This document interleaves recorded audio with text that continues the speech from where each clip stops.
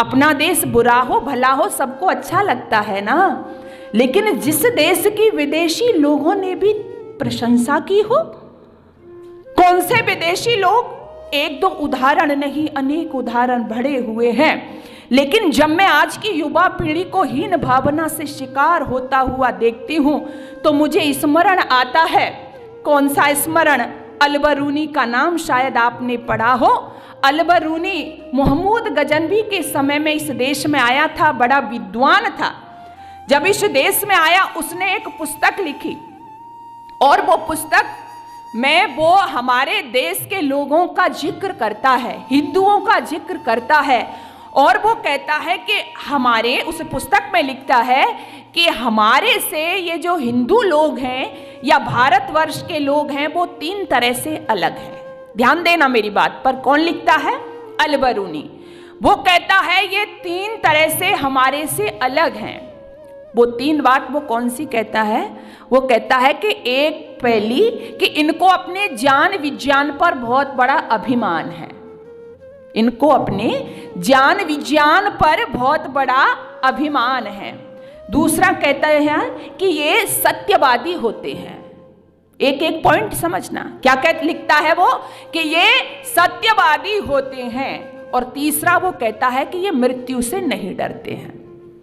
जरा विचार करो, 3 ये जो पॉइंट दिए इसमें कितनी क्या सच्चाई है कि इनको अपने ज्ञान विज्ञान पर बड़ा घमंड है, अभिमान है। कौन लिख रहा है? एक विदेशी विद्वान, पार्शियन विद्वान था वो। ज्ञान विज्ञान पर इनको अभिमान है, क्योंकि जिसको अपनी वैदिक वांग में पे अभिमान नहीं होगा तो किस पे अभिमान करोगे आप? अभिमान करने वाली चीज आपके पास ही है। हालांकि मैं वो अभिमान की बात नहीं कह रही हूं। एक होता है अभिमान, दूसरा होता है स्वाभिमान। तो स्वाभिमान की रक्षार्थ जिनका हम जन्म दिवस या स्मृति दिवस जो भी मनाते हैं, इनको क्या था? स्वाभिमान की रक्षार्थ ही तो ये मर मिटे थे। तो जिनको अपने ज्ञान विज्ञान पर अभिमान नहीं है वो कौम ज्यादा दिन जिंदा नहीं रहती। भारत के लोगों को अपने स्व का अभिमान था, अपनी जान पर अभिमान था। वो दूसरों के चरणों में दुनिया जो थी उनको झुकाते थे। झुकाने का तात्पर्य है कि उनका ज्ञान इतना अपार था कि उनके समकक्ष कोई खड़ा नहीं हो पाता था। एतद्देश प्रसूतस्य सका सादग्र जन्मनः स्वम स्वम चरित्रेण शिक्षेण पृथिव्या सर्वमानवः। सारी पृथ्वी के लोग आकर के यहाँ के ऋषियों के चरणों में झुकते थे। दूसरी बात कही कि ये कभी झूठ नहीं बोलते, सत्यवादी होते हैं। और मैंने भी, आप यहाँ पर आयु में काफी बड़े लोग बैठे हैं, मैंने भी जो सुना, जो मैंने सीखा, पुराने समय में क्या होता था कि एक व्यक्ति कहता था कि जब झूठ बोलने की बात आती थी कि भैया मुझसे क्यों झूठ बुलवा रहे हो, मैं बाल बच्चे वाला हूँ, झूठ न बुलवाओ मुझसे, मैं बालक बच्चे वाला हूँ। लेकिन आज स्थिति क्या हो गई है? आज जब कोई सत्य बोलने की बात आती है तो आज वही व्यक्ति कहता है कि भैया मुझसे क्यों सच बुलवा रहे हो, मैं बालक बच्चे वाला हूँ। इतना फर्क आ गया।